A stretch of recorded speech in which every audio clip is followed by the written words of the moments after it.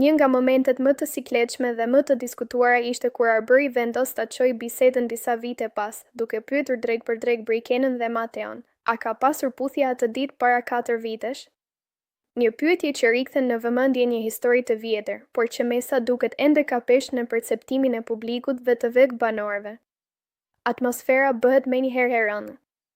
Nuk është më thjesht një debat i momentit, por një rikthim në të kaluarën, aty ku ndjenjat, situatat dhe kujtimet nuk janë aq të thjeshta për të shpjeguar me një po apo jo.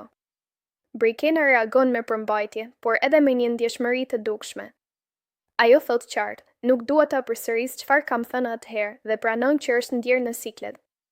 Kjo përgjigje flet shumë, edhe pse nuk jep detaje. Tregon që tema nuk është e lehtë për të, që ka qenë diçka që e ka vendosur në një pozicion të vështirë dhe që ndoshta nuk dëshiron ta rikthejë më në të njëjtën mënyrë.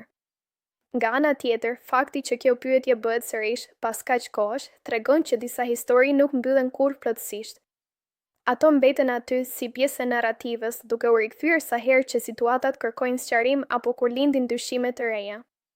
Mater gjendet gjithashtu në një situatë delikate, sepse çdo përgjigje do të kishte peshë, jo vetëm për atë moment, por për mënyrën si është parë gjithë marrëdhënia e tyre ndër vite. Kjo skenë nxjerr në pas diçka më të madhe, jo çdo gjë nga e kaluara duhet detyrimisht të rihapet. Ka momente që mbeten personale, që janë përjetuar me emocione dhe që nuk është e lehtë të rikthehen në dritë përballë publikut. Në fund, më shumë se përgjigja, ajo që mbeti ishte ndjesia e sikletit dhe tensionit që krijoi kjo pyetje. Dhe ndoshta kjo tregon që disa gjëra nuk kanë nevojë për më shumë shpjegime, sepse vetë reagimi flet mjaftueshëm.